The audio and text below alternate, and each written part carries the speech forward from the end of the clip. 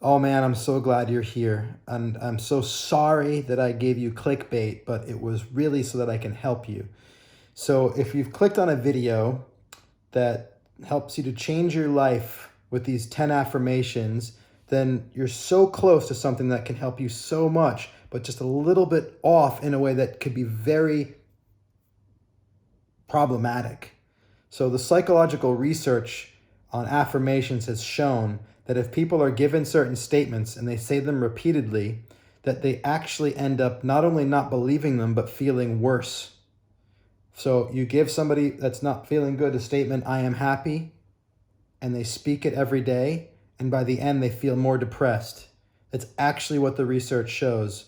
And so if you're going out there looking for a list of affirmations, the high likeliness is that if you actually find that list and you take them and you start to speak them to yourself, the results are going to be counterproductive. And I don't want that to happen. And that's why I've created this video.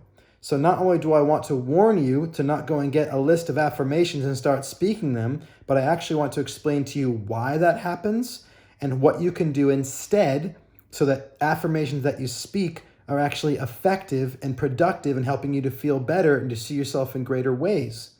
So first, let's talk about why it doesn't work. If you were to take the idea, I'm happy, off the shelf and start to speak it every day because you're not feeling happy, what would happen is that your conscious mind is speaking the idea, I'm happy, but subconsciously, beneath the surface of your awareness, there's an argument taking place. And that argument is, no, you're not, you're depressed, this isn't working, this is stupid. All of these arguments come because actually there's a subtext to the speaking of the idea that this is something I took off the shelf and it's some idea and this will fix me because I'm broken. So you can't take an idea off the shelf to fix yourself to feel better because it contains the idea that this is a fix for brokenness. And every time you speak it, contained within that speaking is a subconscious understanding of the context. And therefore you're saying, I am happy, actually entrenches the opposing belief.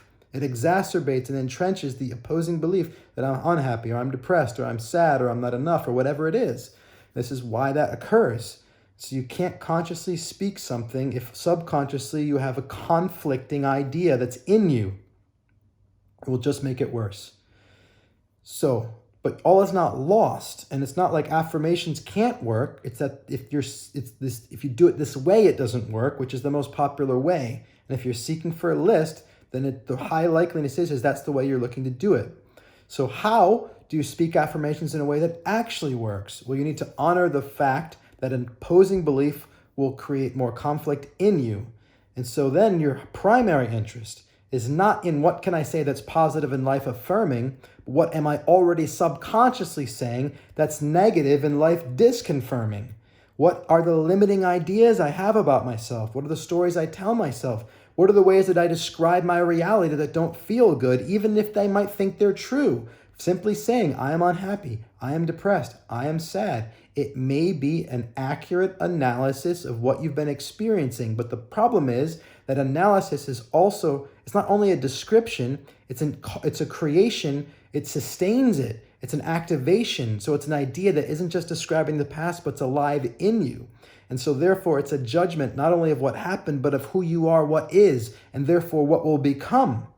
And so before you can bring a positive life-affirming idea in, you have to move the negative life-disconfirming ideas out. First, you need to be able to see them, get in touch with the pain, the struggle, the hurt, whatever it is that's happening. What is the language I use to describe that? How do I speak that and describe it? How do I keep it active and alive in me?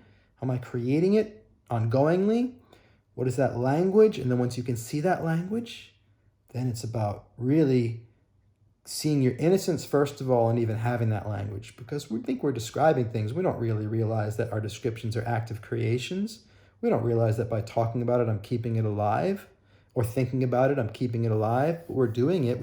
So you're innocent in that process. And when you can see your innocence in that process, then you have the ability to say, well, if I'm innocent, I didn't realize that I was doing that. I can see, at least intellectually, that it wouldn't be useful. So you know what? I'm willing to forgive myself. I'm willing to forgive myself for judging myself in that way and just let go of that idea that I'm unhappy, because describing myself is actually judging myself, and I'm just not going to do it. I'm not going to just jump to right, I am happy. I'm just going to let go of that idea. Let there be no idea for a moment. I forgive myself for believing that I'm depressed. It is at least just one perspective of the infinite perspectives in the world. Or I forgive myself for procrastinating, or I forgive myself for not being a good lover, or I forgive myself for not making $1 million this year, whatever it is.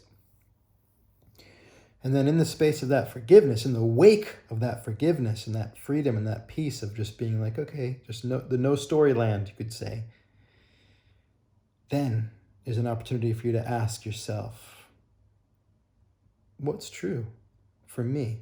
In that space, what would I love to affirm from my heart? What's the language that I would use? And then let there be an affirmation that's spoken from your heart, a declaration, an idea about you and your life that from your heart, from your truth, from your spirit, you would like to speak. Let it be born from your free and open spirit. That's coming into contact with the truth and the uniqueness of who you are in your language. That's a phrase born from you.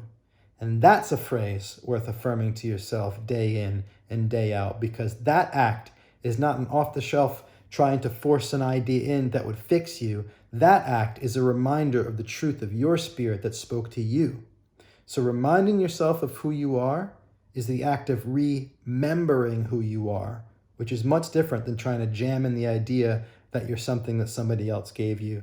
It's much different on the experiential side, and you will not create conflict in that way because it comes primarily through peace and forgiveness in your own spirit. That's the subtlety, that's the difference that makes the difference in affirmations. If you want to speak it, you need to believe it. And the more you believe it, the more you'll see it. The more you see it, the more you believe it, and you're not creating conflict and you're more free. So sorry from the bottom of my heart for creating a title and a video that offered you not what you were looking for. But my hope is if you watch this whole thing that you understand why I did that, and that you get that subtlety and the nuance, and that you're interested in not just going and finding affirmations off the shelf that can fix you, but forgiving yourself of the disconfirming ideas right now that are in the way of you feeling your heart and knowing the truth of who you are in a way that you could speak them from your own truth and affirm those over and over again to bring them more to consciousness, to make them more expressed in your life. If you want more help with that, I would love you to check out my Beyond Affirmations program. You can find the link somewhere around here, or join my creating school, or Beyond Affirmations I think is probably included. Have to check my assistant, but there's loads of content that you can consume on my YouTube channel and Facebook and Instagram. But if you want more personal support, Creating School is the place to do that. Creating.school is the website. There's probably a link somewhere around here.